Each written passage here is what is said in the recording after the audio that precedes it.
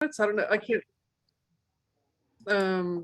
Yeah, I'm just gonna go get a glass of wine. I'll be right Yeah, back.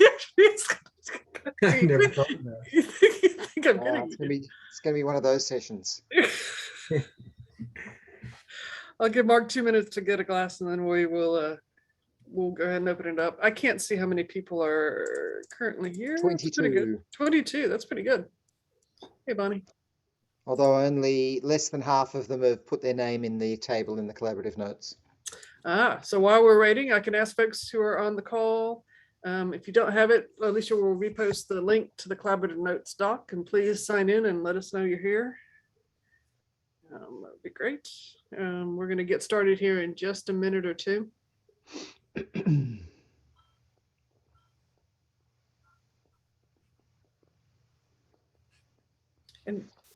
yeah.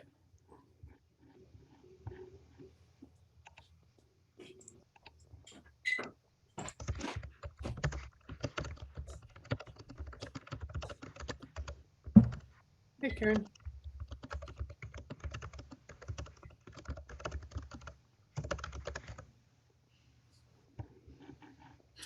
Okay, if everyone's okay with this, I think we can go ahead and get started. Again, just as a reminder, the link to the notes document is in the chat, so please feel free to add comments. And please also sign in and let us know you're here. I think we're all pretty familiar with each other by now, but as is customary, I'd like to begin by acknowledging with respect the Lekwungen peoples on whose traditional territory I stand, and the Songhees, Esquimalt, and Masonic peoples whose historical relationships with this land continue to this day. So we are here at the P18 session, and as you probably already got a note, just to let you know, the meeting is being recorded and it will be available on the Whova app for within 24 hours, I think, for a couple of weeks, and then it'll get ported to the RDA YouTube channel. So if you can't make it, or you know somebody who might want to be interested, you can point them there. Our agenda today is, I just want to give you a quick update on the meetings this week, talk about the decisions from the previous meeting, and give you an update on my homework from the previous meeting, specifically on our tags, and an overview of the EN for standard, and then a proposal for where we might go next. So those of you who are aware, this is going to be a regular working group meeting. We decided that this being I think our 5th meeting, we didn't really need to do anything particularly special, but it would be good, especially given the timing close to when we would normally have a regular working group meeting, that we should just continue on through RDA as a regular working group session. So we are meeting today at this time, and tomorrow at the same time as well, which is quite good for North America, especially Western North America and South America and the Australians. But in order to engage some of our more European colleagues, we've added a 3rd session, which is a second repeat on Tuesday, November 9th at 1600 UTC. So just to be clear, all 3 sessions are going to have the same content. We're going to run them all repeatedly, and so feel free to join into whatever suits you. If for some reason you need to leave right now, I won't take offense if you see another meeting that suits you better. But just so you know, that new 3rd session should show up on the program, I think today or tomorrow. So that's where we are. So from the September meeting, we had a number of decisions. One was that we would use a set of tags to begin classifying our Zotero resources. So and maybe Alicia can put a link to the Zotero library into the chat. But we do have a Zotero instance that's populated with a whole lot of GORC relevant documents. And we have decided to use tags from the eInfra standard, which we'll talk about here in a minute, geographic region and domain as a beginning set of tags for the Zotero instances. And that I'm going to talk a bit about the eInfra classification here. We had decided that one of our intelligence gathering techniques would be to recruit speakers from inside and outside the working group, but people who could represent the list of commons that we want to address in a series of working group meetings. And Francoise has graciously agreed to talk about the IBOA in November. I want to address that later in the meeting today. We might want to push that for a number of reasons, but we'll talk about that later. But I do think that's a good way forward, is to have speakers come and talk to us about their commons. And then Mark had some homework. He reached out to our Chinese counterparts to ensure that they had access to the Martyr document, and we'll drop a link to that in the chat as well. This is really just a scratch straw person document, as Andrew would say, to try to get our heads around what it is that we're going to create and how we're going to organize it. And so Mark has done that. So that's where we are on that front. I'm giving the slides. If somebody needs to interrupt me, feel free. Otherwise, my intent is just to go through the slide deck, and then we're going to have time for discussion towards the end of the meeting. So I'll just pause here for a second. Is there anybody who wants to go ahead and say anything about the agenda? Are we good to go on that front? With no objections, I assume that I'm good. Okay. Some reason. Okay. There we go.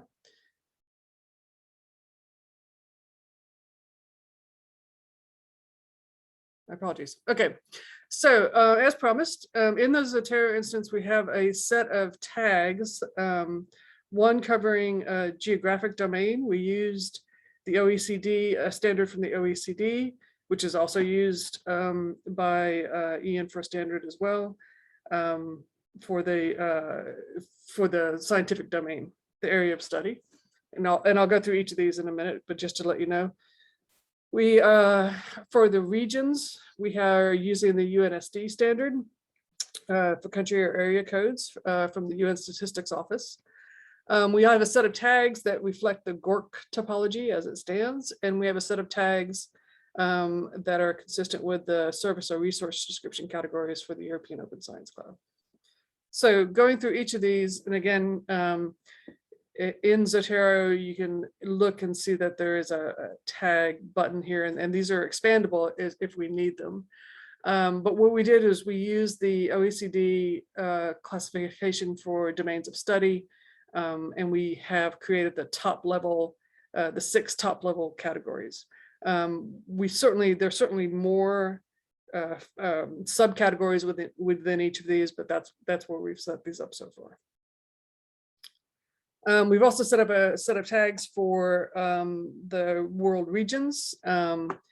We have created the top 3 level categories. Not all regions have 3 categories, but for example, Africa is subdivided into 2 subcategories, Northern and Sub-Sahara, and within the Sub-Sahara, it has 4 additional subcategories. So these are the current regions. They certainly can go down to the national or territory level if that's what we want to do. But one of the questions I might pose to the group is if this level of tagging is appropriate, or we want to go less specific or more specific. But these are the tags as they exist now. And then we have a set of tags based on the GORC topology. The last time we met, I believe the GORC topology looked like this image on the left. And we created the set of tags based on this image. So a tag for governance, stakeholder engagement, software, data, compute, and sustainability. So there are 6 tags associated with the GORC topology. There's been some progress on the GORC topology in the interest group. This is the current set of elements, a set of core elements instead of supporting elements. They are largely the same as the elements in the older topology, except for there's a new pillar of human capacity that has been added. And so I think Andrew might be able to speak to that later, but we're expecting a new image to come out of this updated topology going forward, and we'll adjust the tags accordingly. But that's where we are on the tags for the topology. And then finally, we have created a set of tags based on the EInfra Central standard. EInfra is a classification scheme or a data model designed to represent entities that are managed within our platform, services, users, service providers, KPIs. The most common example of this, or probably most well-known example of this is in the European Open Science Cloud Marketplace. But OpenAIRE and CATRIS also use the standard as well. In version 2 of the standard, it was referred to as a service description template. And version 3, it's now called an EOS profile. So we'll be talking about the EOS profile and the tags that we pulled from that. So the EOS profile is essentially divided, it's one profile, it's divided into 2 sections. The first section is about the resource provider. So it's a lot of information about who is providing the resource. And then the second section is the resource profile itself. And so we were primarily interested in the services, the classification of the services and the resources that are found in the catalog. And so our set of tags come from this classification category, and I'll show you those here in a minute. I do think it's worth noting that there's a section on the dependencies information for the resource, which I think is interesting, and we might want to have a look at later, only because in part because the dependencies as they're defined are both required dependencies and other services that are commonly used. So even if they're not required, there's some pairs of resources that are often used together, and I think that could be interesting to try to tease out. So within this section on the classification or category, there are 6 super categories and 20 categories. We have created tags based on the 20 categories. So the 6 larger categories are access to physical and E infrastructures, sharing and discovery, processing and analysis, security and operations, training and support, and aggregators and integrators. So we have links. We can put links. There are links in the slide deck for both the standards, both the version 2 and the version 3 standards that define these to the extent that they're defined. Most of them rely on a set of controlled vocabularies. And there's some good guidance in there for resource providers as they register their resources. The 20 categories also have a suite of subcategories. So within the super category of access and physical E infrastructures, there's a subcategory. There's a category of material storage. Within that, there's a suite of 12 other subcategories within that. So again, we are focused on we chose to create tags based on this category level, but again, that's open for discussion, and that's something that we can revisit for sure going forward. I would say something that I think is quite interesting, that as part of the process to create a resource in the catalog, there's a whole suite of processes in the top end that have to do with the resource provider registering as a resource provider and registering the resource, and that's all good.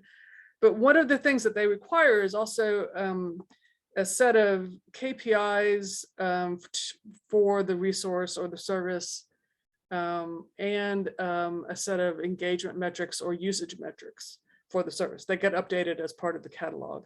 And since part of our mandate was to come up with a set of features or attributes, but also, when possible, user engagement or KPIs for those services, having to see how they are measuring success with these services, having that part of the catalog, I think, is really, really quite good and really helpful. So again, we have these suite of tags that are available to go in Zotero. They're certainly amenable, and part of the discussion we're having today is whether or not we're good with these going forward. It can always shift as we review documents. But one of the things I wanted to do before I opened it up for discussion was just to recall that we had decided to recruit speakers to speak about commons in a series of working group meetings. And we also have a goal of beginning to shape our narrative document. And I wondered about the wisdom of this group, perhaps generating a list of common questions or a summary matrix or something that we want to ask the speakers to speak to. Potentially, I'm thinking according to the topology that was put together by the interest group. Rather than having all of the speakers come in and speak on different things that are near and dear to the heart, I wondered about trying to give them some structure that would help us in terms of generating the MARTR document. I also wondered about the wisdom of trying to create subgroups who would be responsible for doing a literature review of the resources that we have prior to the speakers coming in to talk about their commons. I think it could be useful to be a bit well informed about the resources they have, and be able to ask the speakers questions based on a certain, some familiarity at least with the resources they have. And of course, to do all that going forward, we have to make sure that we are on the same page in terms of the list or the priority of commons to be reviewed. And again, we have about 16 commons in our preliminary list that we can choose to try to decide if we want to do all 16 or if we want to prioritize for any of these going forward. And that's really where I think we are. I'm going to pause for a second and ask the co-chairs to see if they want to weigh in here before I stop sharing my screen and see if we got any ideas. Can I just make a brief comment, Karen? Sure. So there is an updated version of that typology diagram, which will get presented in the GORC IG session. Yeah, that one. Yep. Which will get presented in the GORC IG session later on in this plenary. I dumped a copy of that in the collaborative notes under item 3, I think it is. It's essentially a refinement of the thing that Karen's showing there. It still hasn't been done by anyone with graphics ability, is obvious if you look in the collaborative notes document. So that's one of the actions that needs to happen. The comms group in my organization is currently frantically overworked and keeps saying, yeah, we'll get to it. So it will happen, just not quite yet. And the other point that was made during the community consultation process was, well, what do you mean by governance or sustainability or human capacity? And so the next task is going to be, and this probably needs to happen before the MARTR document, is source a set of agreed definitions for each of those terms, so that when people are describing how their commons map onto these elements, there's an agreed definition for what those elements are. We thought we'd start with the CASRAE definitions. They seem to be reasonably well accepted. But we would like to try and pin those definitions down pretty quickly. That sounds great. That sounds like a good starting point. Appreciate that. Mark, do you have anything you want to say before I turn off my camera and turn it over to the group to see if we are, what they feel about the next steps or where we are? There's a question in the chat. No? Go ahead, Alicia. Yes, Mingfang is asking about the context of the resource profile. How is that related to DCAT and other profiles in various communities?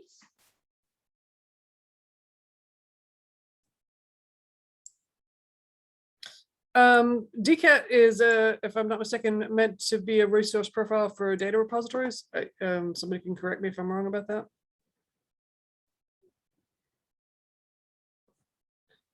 If it is, I think the answer is that I haven't looked at the DCAT profile relative to the E-Infra standard, but we certainly can do that, and adding that as a to-do list is great. But if it is what I think it is, which is a resource profile of a data repository, then the resource profiles for the E-Infra standard reach far beyond just data resources. If I'm on the wrong page, and somebody can correct me if I'm wrong here. Mingfang, you can go. Oh, okay. I was just going to say you can go on audio if you wish, but okay. All right. I will stop sharing here.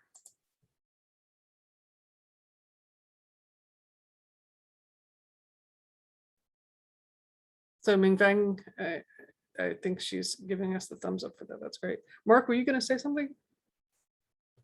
No, I was just going to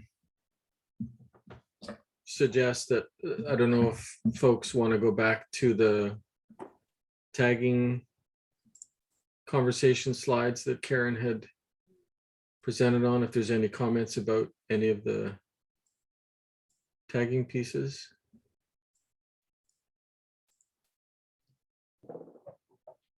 Mark, Karen, one thing that comes up in the tagging when I look at it is that there's nothing in there to describe the institutional and socio-technical constructs around the data commons. There's no, it all seems to be around the technology aspects and the data aspects of it. Nothing that helps apart from the management or something like that. There's a broad category in there. I'm laughing, Kieran, because that's what happens when you put it on my lap to do. That's what happens. So your point is well taken. It's an interesting point. So the points, there's actually several purposes for the tag and tags, and I should have talked about that more explicitly. But there is the sort of obvious point, which is that as we read resources, we want to tag them with these tags. But it also, they become organizing principles for the Martyr document, perhaps for sub working groups, perhaps for organizing our questions for speakers. So your point is well taken. I'm just unaware of a set of tags that could address the sort of socio-political context that you're talking about. Yeah. I can't think of anything off the top of my head, but I'm happy to take that as an action item for me to go see if I can dig something up that'll help.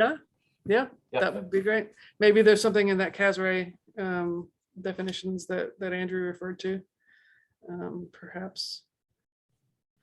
Yeah, I misunderstood Kieran's point. I thought I went back to slide 11, which is the provider and resource profile, which would allow you to describe the organization, but I misunderstood Kieran's original point.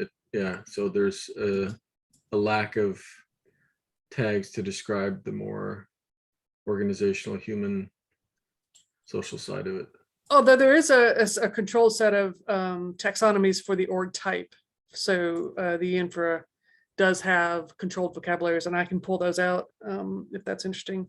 They also, and again, very European focused, they did also talk about the EOS domain, which I think was a project that I think is now shut down, or if it's completed and morphed into something else right now, but it was a European research infrastructure sort of classification set.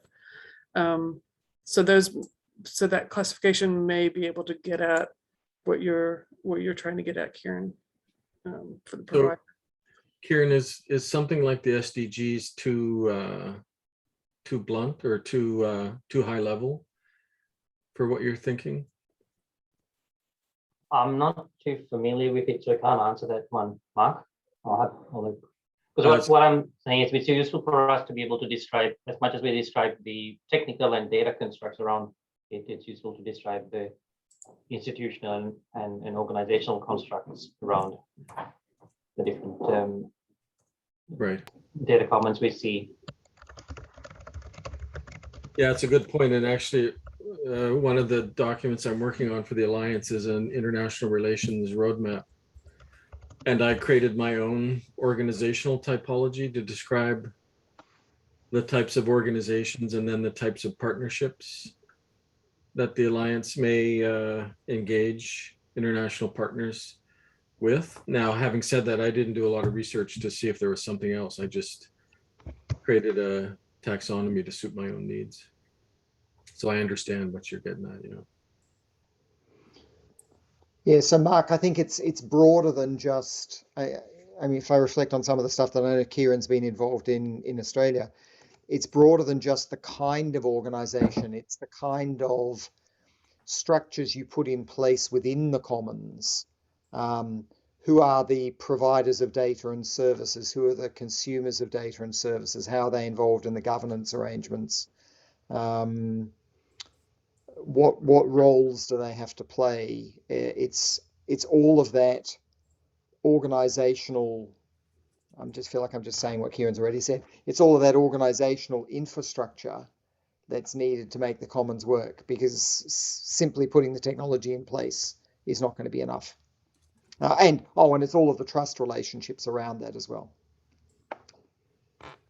Would it involve, sorry for the question, would it involve any kinds of like codes of ethics, those kinds of aspects as well? Like that would,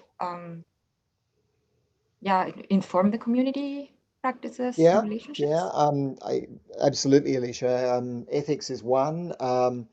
The EOS, the European Open Science Cloud, has an entire set of what they call rules of participation, which are, if you like, the rules that govern how you can participate in the EOS. But not all commonses have got that. So it's all of that fuzzy cloud, fuzzy in a good way, cloud of stuff that's needed in order for the technology to work. I think that one way to address that, and one Thanks. of the reasons, I'm sorry, did I interrupt you? Sorry, Alicia's typing fuzzy cloud of stuff. Okay. Okay. And one of the things, going back to this idea that we should come up with a set of questions or a matrix to ask our speakers to address. And one of the reasons why I lean toward the topology for that is just what you said, Kieran, which was that the topology has as its pillars, its governance and sustainability and those sorts of things. And so one of the things that we could ask about people who we bring in to talk about commons is talk to us a bit about your governance structure, what's good about it, what's bad about it, how are you inclusive, where would you like it to go, that sort of thing, in addition to all the other services as well.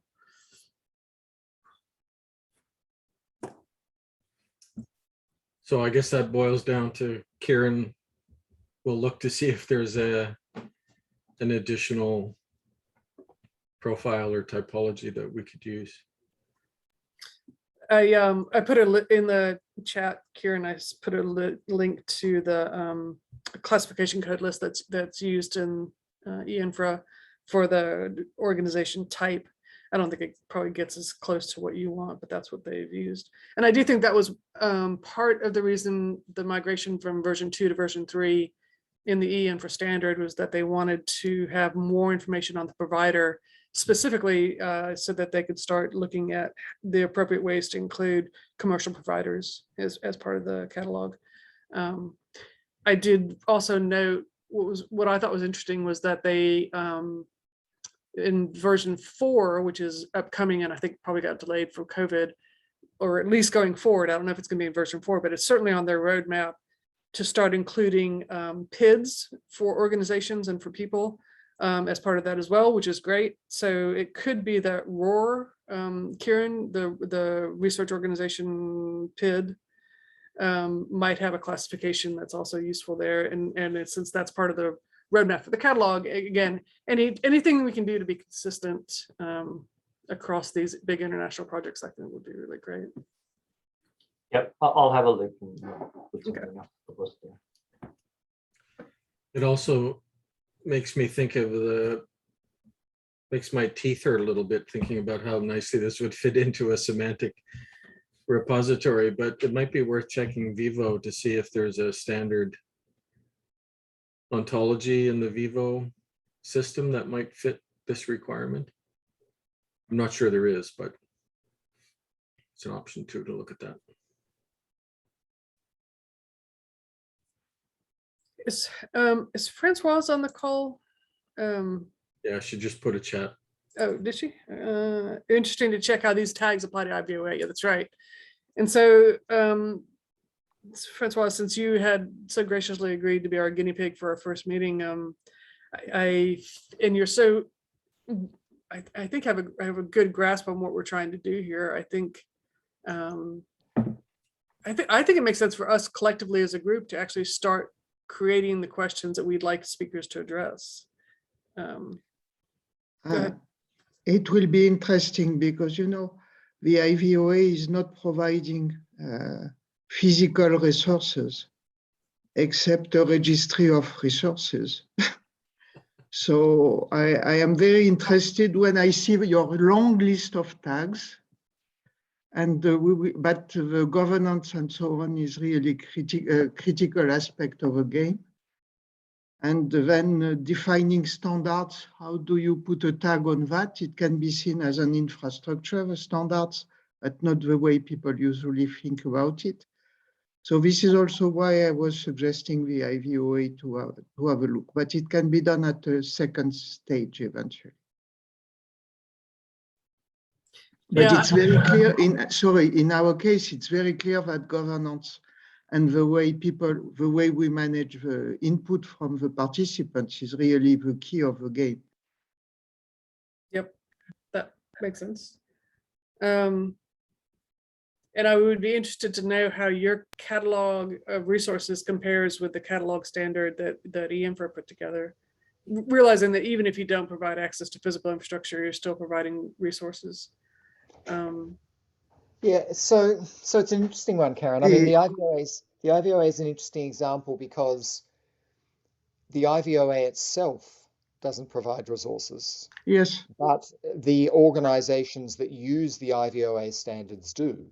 Mm-hmm. So the IVOA is, if you like, a meta commons. I don't know, that's not a great word, but it's a way for resource providers to agree on how they're jointly going to do things in a way that you can build a commons out of a series of resource providers.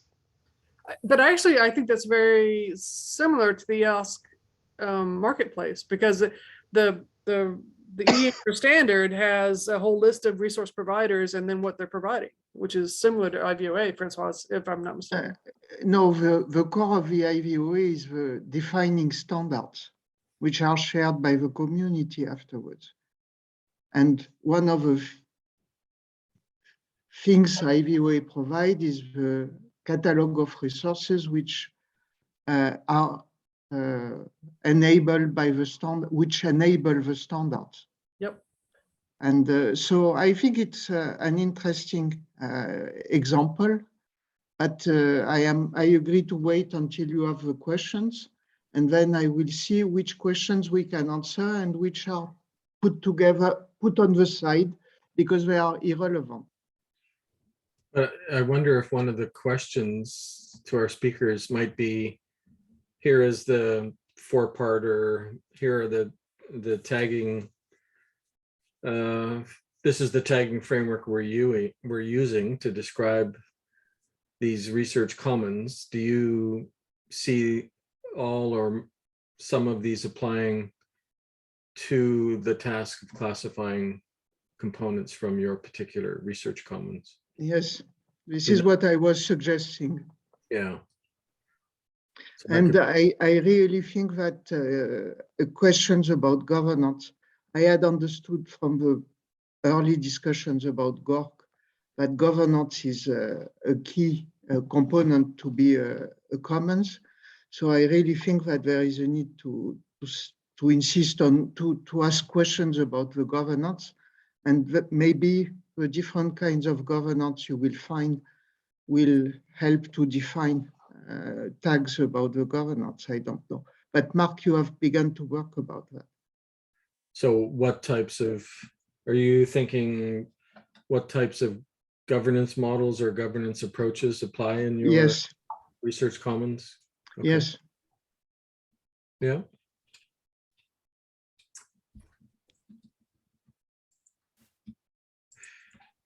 Is this a theocracy, a democracy, all these kind of things? Yeah. In a sense. An autocracy or a democracy? And listening to the conversation, I wonder if another question is, for example, in the case of IVOA, is your research commons an example of a individual, not thinking correctly here, an individual service or platform, or is your research commons an aggregation of multiple existing and disparate organizational research commons. I don't know if that made any sense. No, it's something else. In this case, it's what Andrew was explaining, the fact that the IVOA is the glue between the resources which are provided by the community. Yeah, so I was trying to put that in the form of a question so we can ask all of the speakers. What is the role? This is what is the core role of the commons. In your case, what are the roles the commons are fulfilling? Yeah. Do we want to? So that's a good. Yeah, that's an interesting. Yeah. What are the roles of your research commons? Roles, mandates, mission. I suppose could ask a few different ways. If we want to take a longer term view of one of the things that the interest group wants to do is to create a roadmap for commons interoperability. I think there's two parts of that, two different sides of the spectrum. One is, I do think if possible, if we can talk about the types of resources that commons are providing and ask them about the standards that they're providing, those standards, the standards they're using to provide those resources, that would be useful. But the other one is just, are there any conversations within your commons about connecting to other resources outside of your normal domain group or your normal set of users? I think would be one question, because I do know that Andrew and had been working hard with the KISTI to look at that, and that's a tough project for sure. Something like interfaces between your commons and the rest of the world. Yeah, ideally other commons, but yes, the rest of the world is good too. Yeah. Mark is saying setting standards, establishing operating catalog, providing organization compliance activities, setting the strategy for the commons outreach promotion to others. Hey, Mark, you want to speak to that? And are you saying that these are issues that you would like the speakers to talk about?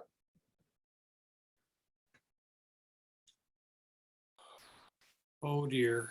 What happens when you write a bunch of words? I wrote the words. Am I not done? Is it not enough?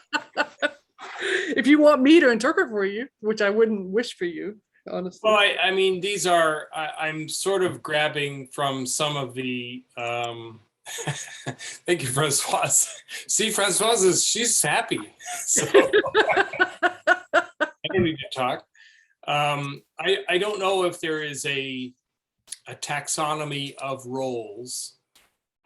We have tried to create something like this in the context of the EGI Federation and our discussion more generally of resource federations. So it's not necessarily about, research commons and data commons per se, but there are a lot of similarities.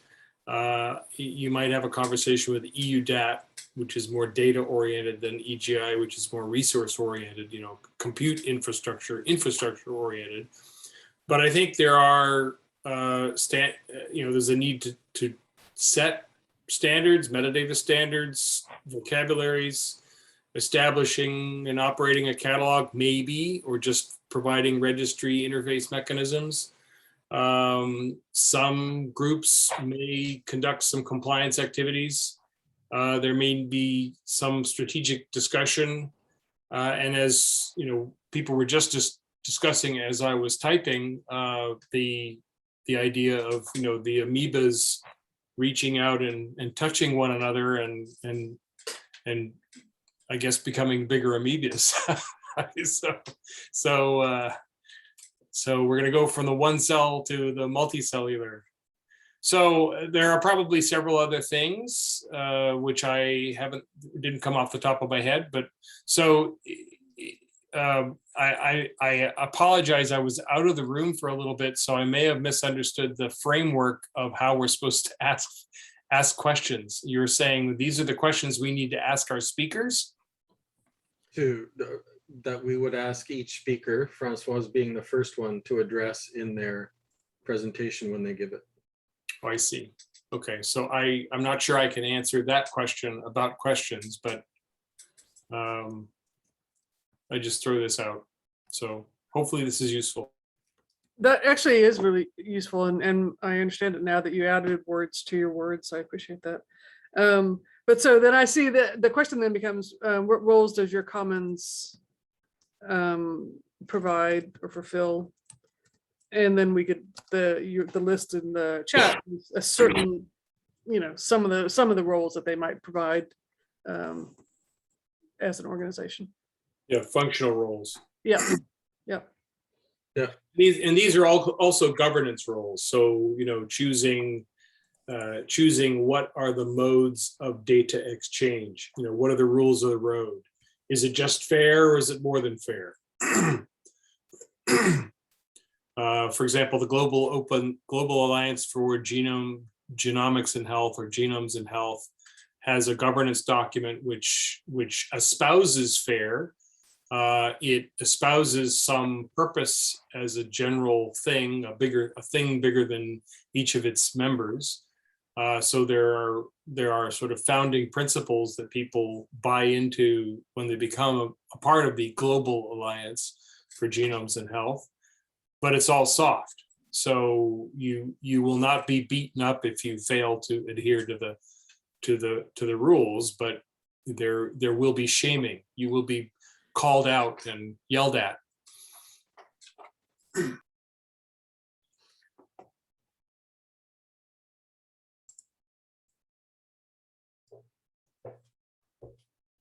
Yeah, so as you were talking, Mark, I was looking back at slide 12, which has this super categories and categories, which addresses part of the role description suggestion that I think you've made, but there are the missing pieces suggested by Kieran's question along the organizational kind of social side of the equation, and then the governance piece as well, which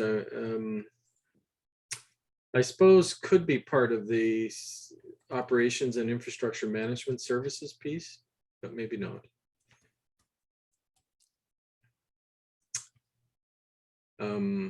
So clearly, I mean, this is a good discussion because it helps to. Well, if I could just jump in quickly, if you're dealing with infrastructure and things like, for example, security, what is required to do security?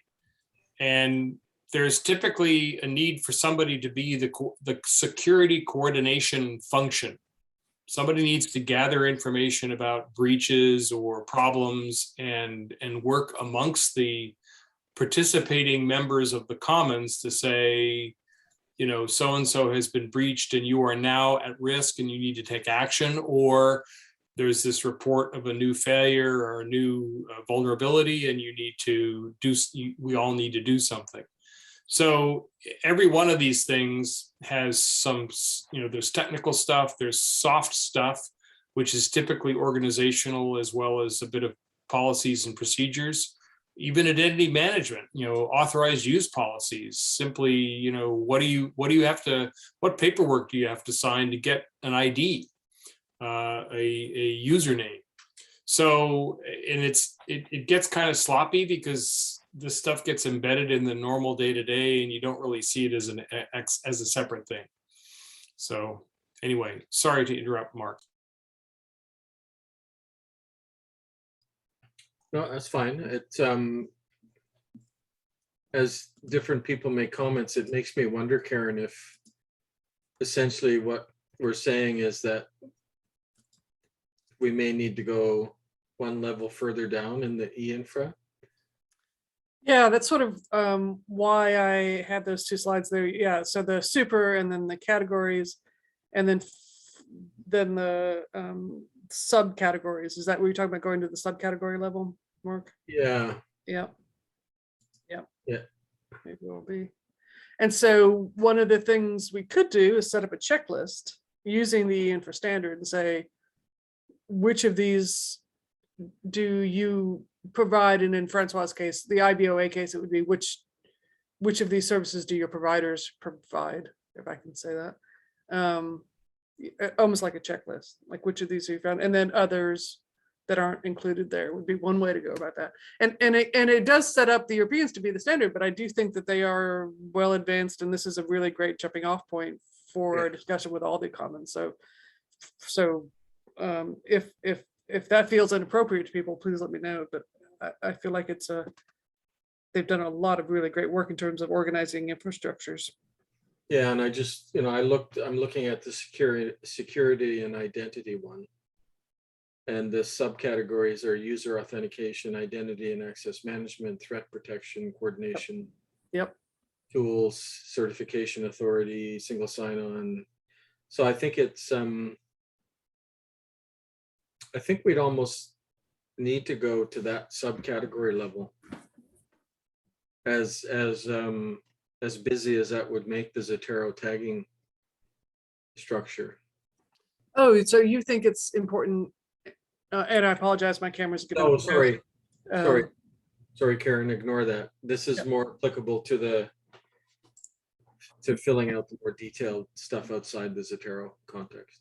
Yeah, that's right. I mean, that's the sort of dual role of these tags is, yeah, what's appropriate for Zotero, and then what's appropriate. What more do we need in the narrative? So one thing to do would be to create a list of questions based on the topology, and then also have a checklist saying which of these services do you provide, or which of these types of resources can somebody find in your commons. That would be one way to do that. Yeah, that would be an easy way. Mark, I'm sorry, your hand's up. I don't know how long it's been up. I've been ignoring you for a while, maybe. No, I just put it up because I wanted to, I think you're saying exactly the right thing so I'll give you a quarter later. This is exactly the right thing to make sense of the subcategories, to say, it's basically definitional to say, Mark, what was the super category on identity and trust or authentication? What was the big word? The category is security and identity. I'll take security and identity for 200. And then what you can say is you have this if you have any of the following things. All the things you read out, which I don't have in front of me. So, you can provide that as a clarification so that people know that these are all the things that are encompassed by security and, trust. Identity. Yeah, security and identity. So it's just definitional so that people aren't going to have this argument of, well, I didn't see you say threat protection, so I added that. Mm-hmm. And then you have to go clean all that stuff up. So this is, I don't know how useful it'll be. It might be overkill, but. Yeah, I mean, I haven't looked at the subcategories before, but even looking at operations and infrastructure management services, which is another category, there's things like coordination, monitoring, accounting, help desk. I don't think I would go any further than that model in kind of, once we get to the point where we have a suitable data model or approach to putting these, describing these services. I think it's pretty robust, as Karen says. I think in the chat, Francois makes a good point, which is, asking our participants to look at that standard and to talk to us according to the topology does beg the question of what are we not asking that we should have asked. And so certainly some sort of open-ended question about, is there a component of your commons that we haven't talked about or addressed or given you an opportunity to talk about? If Francois, if that was your point, tell me if I'm misinterpreting that.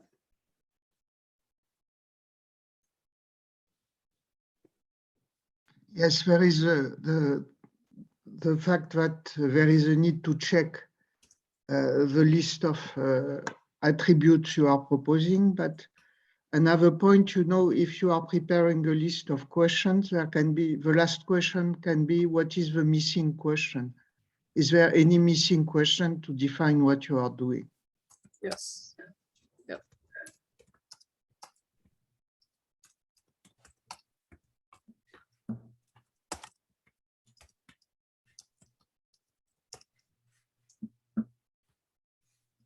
And I would even add, or what you hope to do. Well, that's an interesting question. Do we want to talk about the state of them and have a separate section at the end for where they want to go? I think that's fair. I think the current state and where they're hoping to go in the future would be helpful. Yeah, yeah, I agree. Or something like maturity, maybe. I mean, we've got, so within RDA for the working groups, we've got some notion of, you know, the working groups just starting up, it's running, it's getting ready to wrap up now. Maybe getting ready to wrap up wouldn't work so well for Commons, but I do think for a number of the activities that we know are going on around the world, some of those are very much in startup stage. You know, they're kind of just planning what they're doing. Some have been running for a while now, and some sort of maturity indicator, even if it's really crude, I think would be helpful. Well, on the EN for standard, they do have a indicator of technological readiness. And I don't know if that's an indicator of uptime or an indicator of maturity. And I'm just looking for that now. Well, it is maturity because they have a resource lifecycle status. Yeah. So you can register something that's in the concept phase. You can register something that's in the design phase, plan phase, alpha, beta, that kind of thing. So there is a life cycle question for the resources. Yeah, so TRL is something I'm more familiar with in the context of particular pieces of technology. I'm not sure how I would apply a TRL to an entire set of resources. All right. I mean, you know, Mark, would you be able to assign a single TRL to all of the Alliance, for instance? I'm not sure I could for all of the ARDC. I'd certainly be game to give it a try. But isn't that sort of the point of this working group, is to allow people to figure out where they are and sort of the range of options? Yeah, look, we could try. Maybe we could turn the technology readiness level into a commons readiness level. Oof. Yeah, I understand what you're saying, Andrew, because I think that, at least based on my understanding, we would apply this kind of maturity information to a research commons as a single entity, but also the individual components within that we extract. Yes, yeah, correct. I mean, the individual components, I absolutely see how we could do a TRL for those. Yeah. It's how you roll that up a level, you know, where you've got some components that you're still putting in place and other components that have been running for years. And I mean, I'm just thinking about how it would map onto my organization. I could do that for the individual services we provide. How that sums up to the commons as a whole, I don't know. Yeah. Kieran's back with his hand up. Hi, Kieran. Hi. Just jumping into the conversation that Andrew was saying. I'm not sure if for data commons you're kind of looking at a sort of a readiness level. I think it's more fluid than that. I think you can, as I said, for the individual components, you can do that. My feeling is that for something like commons, which is, you know, can be very varied and different, it's probably looking at patterns that are there, you know, fairly sort of discipline focused ones or broader ones. I'm not sure. I think through the exercise we're going through, we'll have a better idea what those patterns might be. But I think it might be around sets of patterns and what are the things that needs to go into that pattern, and what does that mean? Something like that is probably more useful in my view, because so readiness level implies that that you either have it or you don't, or you're at a certain point. Whereas I think the conceptually data commons can be somewhat small to some very, very large in that. And yeah, that one would be more difficult to do at the macro level. Yeah, so maybe a higher, I mean, the maturity information does include a TRL, a life cycle status, certifications, you know, a list of certifications obtained, standards, a list of standards supported. So you're saying, Kieran, that something broader or higher level than a TRL? Well, not sure if I'll say it's broader or higher level. I was just more thinking that to me, it makes more sense to think of it in terms of patterns of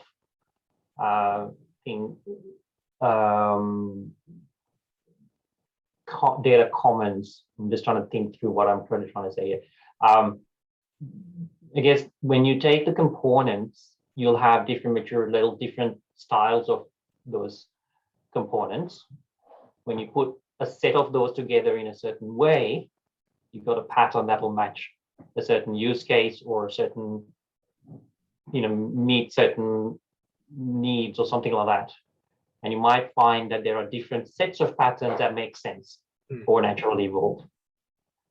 And it may be more useful, maybe not more useful, but it may be one way of looking at it as well.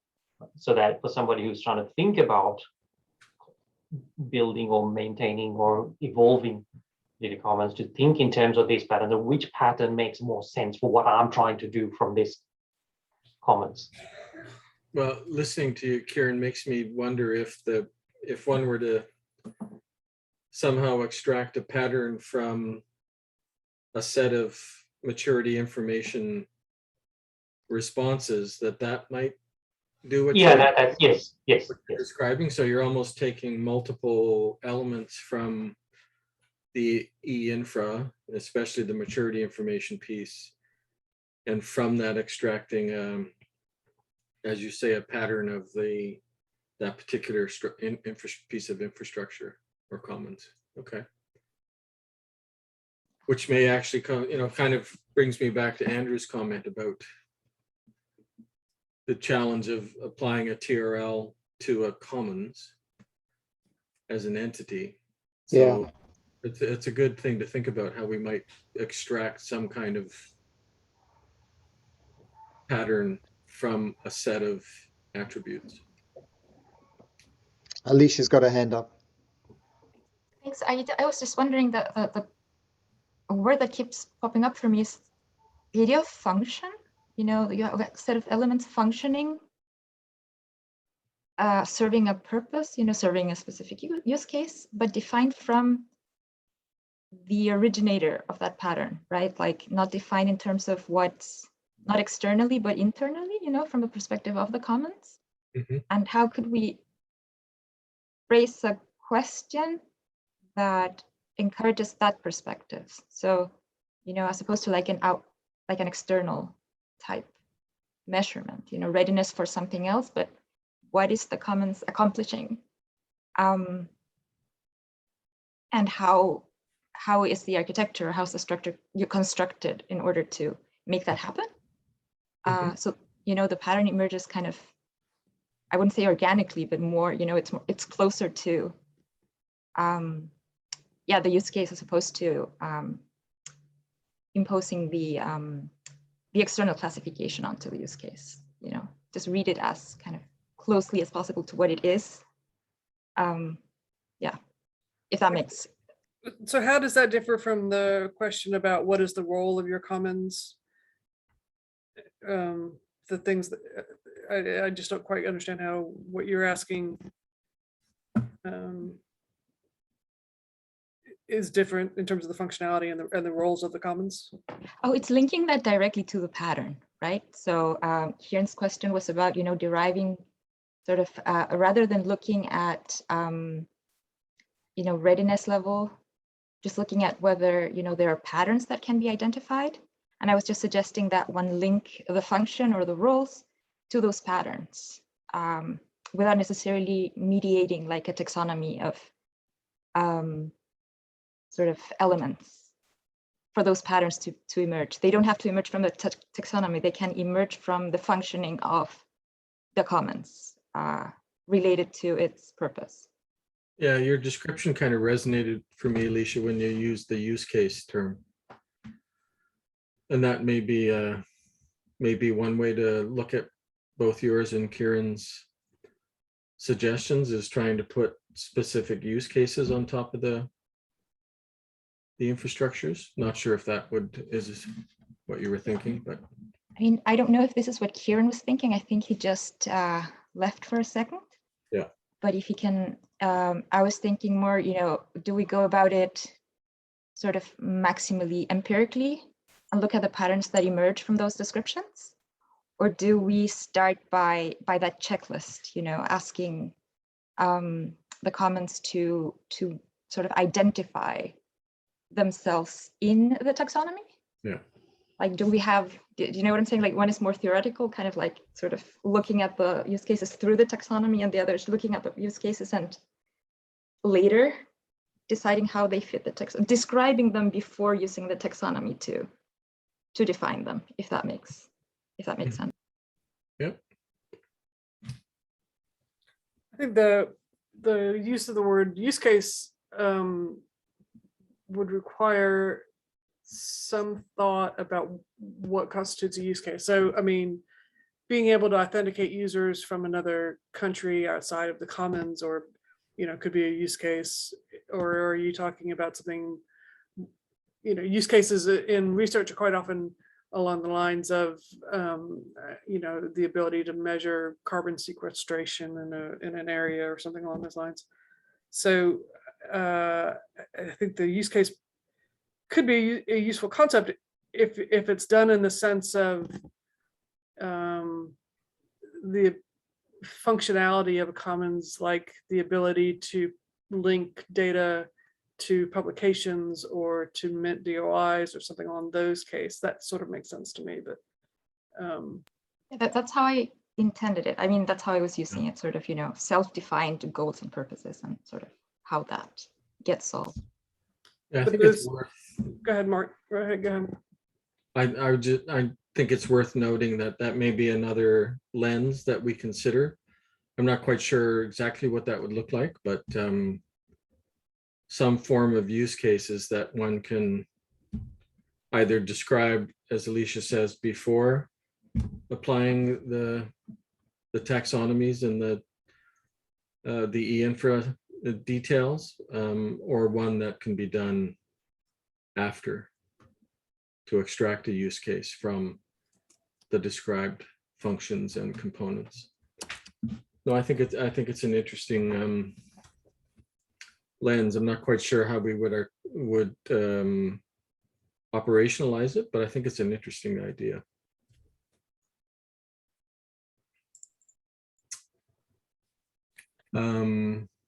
So Karen, what was your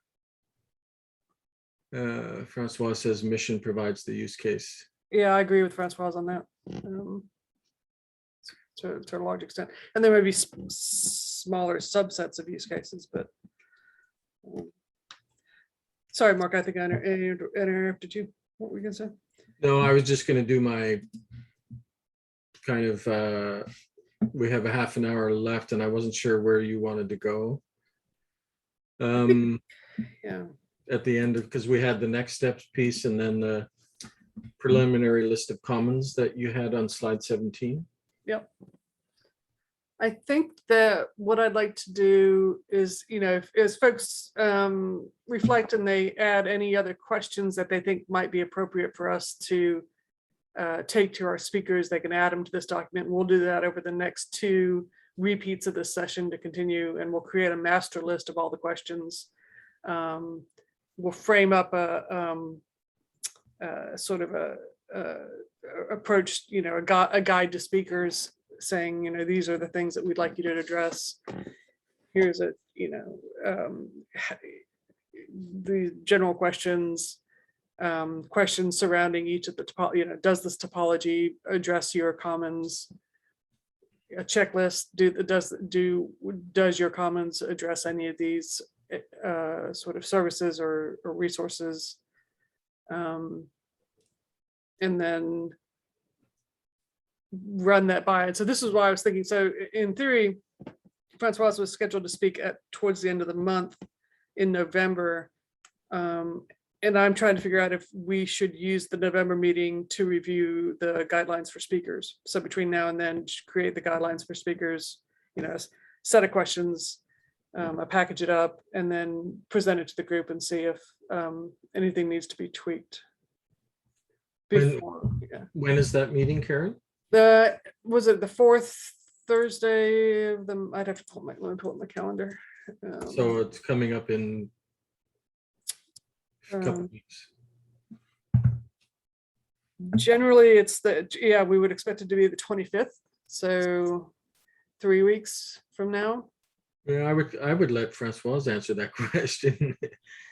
Does she feel like there's sufficient set of questions there for her to develop a presentation from? I think it can be probably taken as a test in a sense. Yeah. With a difficulty that I think that IVOA is not completely typical. It is typical of a certain kind of comments, but not about those which provide computing and network and so on, this kind of resources. Mm. But since the tagging is oriented towards the others, it can be a kind of test. So I have not noted all the questions, but I guess they are somewhere in the notes. I have only a few of them on my paper, but I can try to do something, and it will be a test about the question somehow. Yeah, I think, as you say, Karen, after the 3 meetings, we can polish up a guide for speakers, and Francois can be our first test. And I think the next meeting is the 23rd of December, maybe not, and I will not be available on the 23rd of December. You don't care anymore. I will be on a train that day, so I cannot be with you when I am on a train. Even if our trains are really nice, it doesn't work.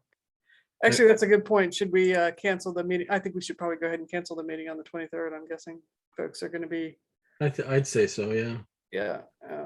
If Francois is on our way to see grandchildren, then that's a sign that the rest of us should be doing something along those lines. So if you tell me what are the final preliminary questions, when you after this plenary, I will have a look, and I will present what I can do with them, and we will see what to do afterwards, I guess. That's good.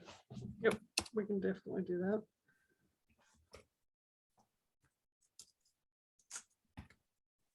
And we'll put that up on the RDA site so that people can see it before, just as it's going. But that'll be Alicia's task to generate that sort of collected list from the meetings. What were you gonna say, Mark? I'm sorry.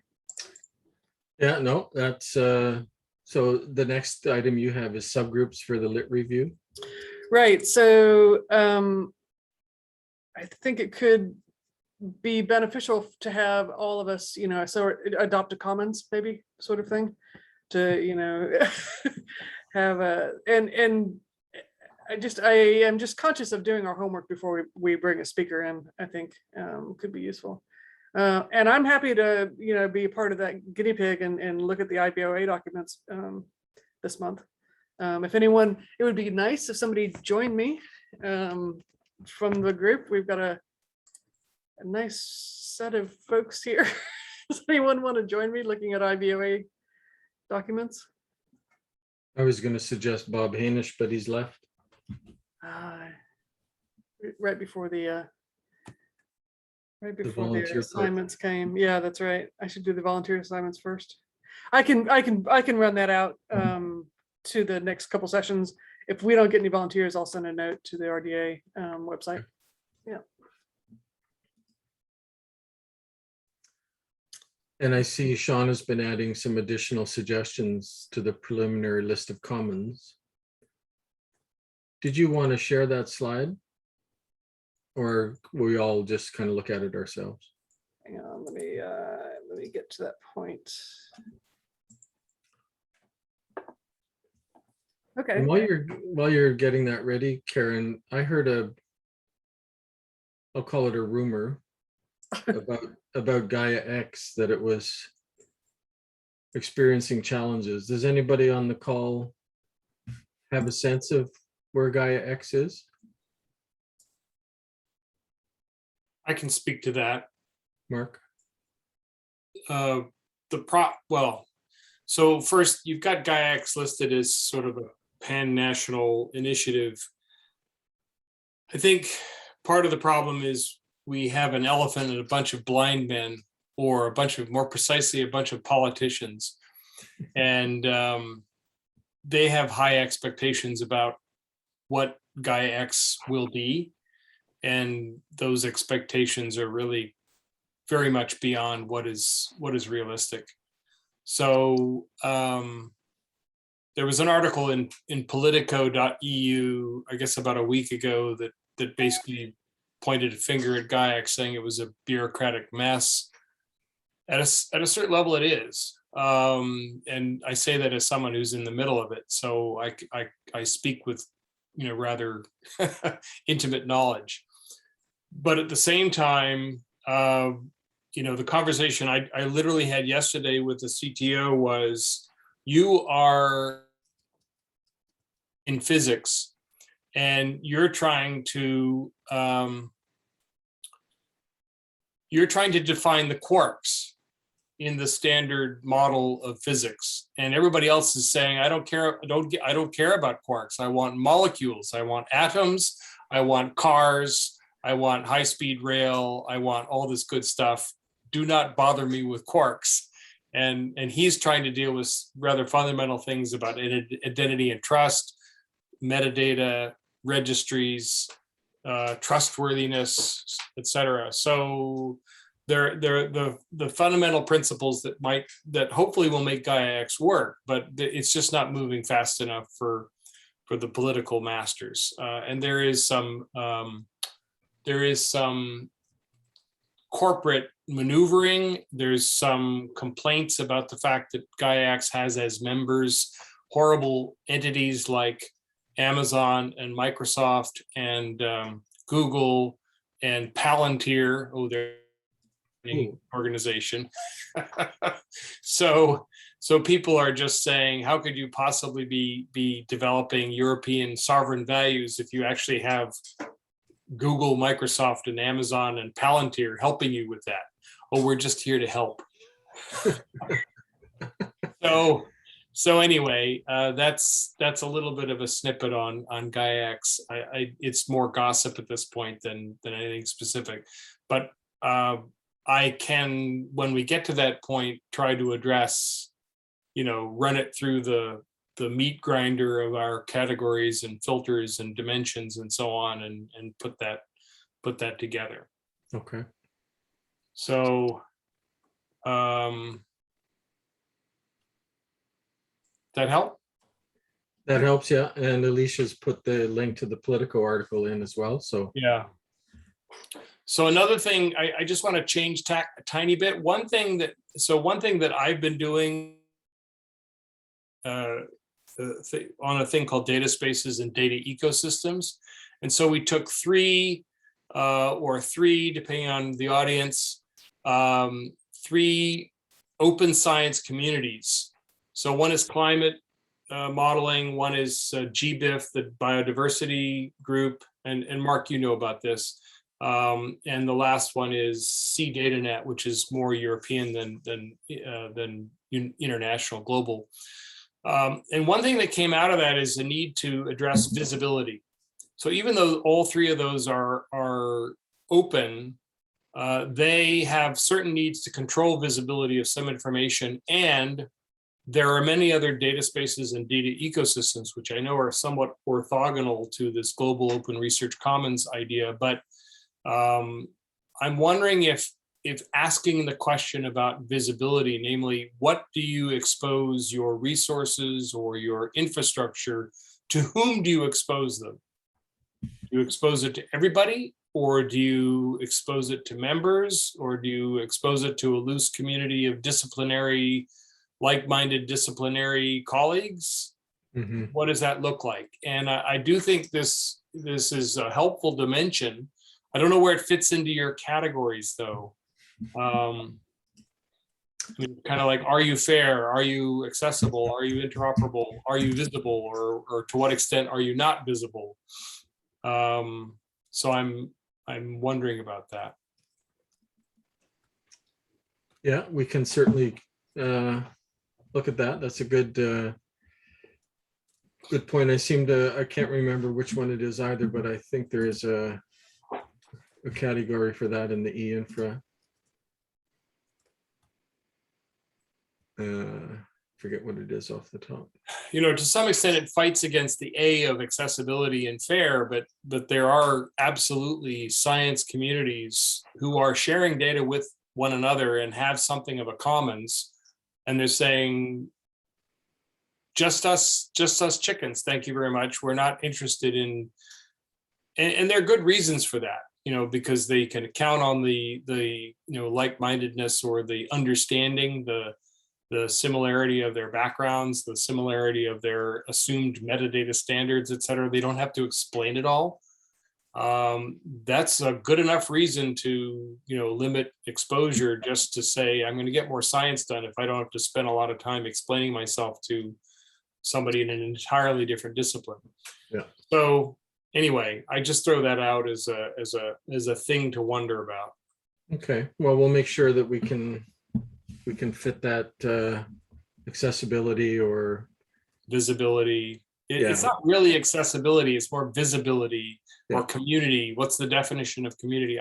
I do struggle with the words to use, so I'm happy for people to help me with that or throw things at me about this.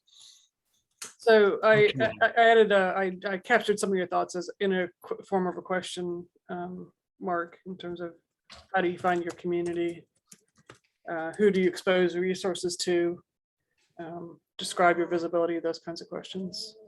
I am also where we're coming up on 10 till the 10 minutes and left of our meeting, and I do want to address this question that came up about which commons are we going to review. So as Mark said, going to the slide deck on slide 17, we have a preliminary list of commons. There's 16 of them, and Shauna is suggesting some from Latin America, which I think is great. I think, and then I also captured Dimitri's point. It was in the chat about an organization in France. I do think that we, you know, 16 commons, adding, you know, months here and there for some missed meetings puts us pretty close to the end of the timeline for the working group, you know, 2 years on the working group. So I'm open to adding, particularly to get more representation globally. I'm open to adding more commons, but I just am always worried about some sort of scope creep and an inability to finish proper reviews of the commons here. But I'm open to discussing that. any thoughts on the preliminary list? Yes, I am not sure that I would add Humanium. I am not sure I agree with Dimitri on that. Humanium is an infrastructure by itself, so I am a research infrastructure. I am not sure it's what we would call a common, even if it covers a discipline and it's at the national level and so on. So if we go there, we will be worried because all the infrastructures which cover a discipline will be commons. And that one is really localized. I mean, it's not a networking of, if you have an infrastructure which is a network of distributed resources which are governed locally and with an overarching governance, we can discuss about commons, but this one, Elixir is closer to that, to what I am describing, that Humanium by far. I mean. Shauna, did you want to speak to any of the ones you put in there?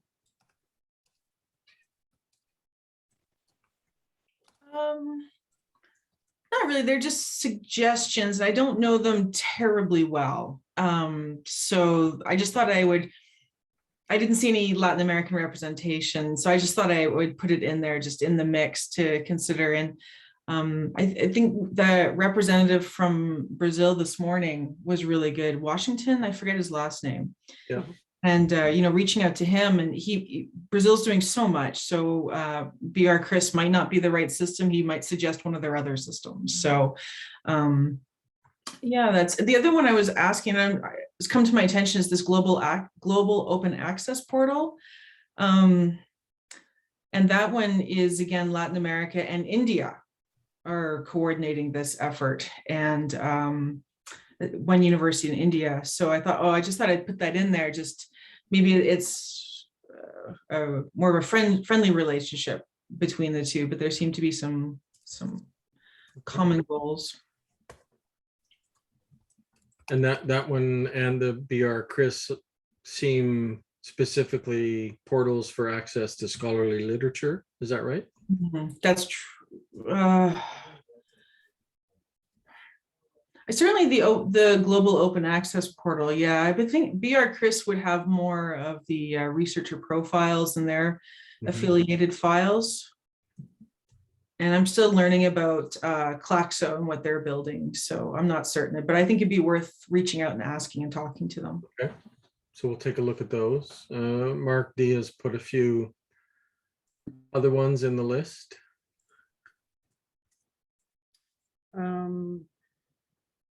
Okay, so we will I'm not- capture the, I'm sorry. I'm go not ahead. pushing for them. I'm just saying those are folks that I know. They are domain, what's the fancy word? Domain commons. And they are quite international. GA for GH, I don't know, is it a commons? Is it a, it's a gray area between GA for GH and, say, Elixir and NIH's work. I don't know. Where one starts and the other finishes. Yeah, and just picking up on Romaine's or David's comment, getting a little bit confused about what a commons is. It's I would suggest we may want to go with the preliminary list, Karen, as a way to allow the conversation to happen without adding 160 more. Yep. The first iteration of the charter for this group had a much more extensive list of commons and potential common like organizations, and we had to scale it back just for that purpose. And to David's point, one of the reasons we're under the interest group is that they were providing the definition of the commons so that we knew what to look at to begin with. So there is a sort of definition we're working with. Yeah, right, Kieran. And so I'm looking forward to the interest group meeting, which is, I think, tomorrow, if I'm not mistaken, to reiterate that. Yeah, I'm all for more to having a look at these. I think we start with this set of commons, and even within the set of 16, we might want to prioritize. And then depending on how the conversation goes, we might be able to expand going forward. Yep. Thank you, Dimitri. I appreciate that. Okay. I'm going to open up the floor. Are there any other comments? So I resolved comments, the potential other commons. I've added them as notes in this slide because we're going to use this deck in the next two sessions. So I went ahead and resolved those comments, but we are open to keeping a list. And that's something even as a result of the narrative document that comes out, we can say we are aware of these other organizations that other people might want to look at going forward. So capturing the names of the commons that we didn't refer to or organizations we didn't refer to, I think is equally helpful. Yeah, that sounds good. I'm going to open up the floor. Are there any other comments we have here? Before we let you go for the evening or the night. Well, our DMs are always open, our messages are always open. So if you have any other thoughts, feel free to capture them in the notes, send us an email, however you like. But we will be presenting this session again tomorrow, and again later in the week, or next week rather. And then, but we will, as always, on the meeting on November, we will have a slide that shows what we agreed to do, our decisions from the plenary, and quite likely a very engaging presentation from IBOA. Okay, well, thank you guys for coming and joining us. I really appreciate it. Yeah, thanks for putting it together, Karen and Alicia. I'm gonna go finish my bottle of wine. Sounds And good. for some of us, it's time to go to bed. I have to say. Mark. That's why Mark comes up with all the words. The 2 marks. So Great. What was that, Francois? I think bye so. bye. Bye bye. Bye bye. Too late for wine on my side. Bye bye. For sure. Sure. We'll see you, Alicia.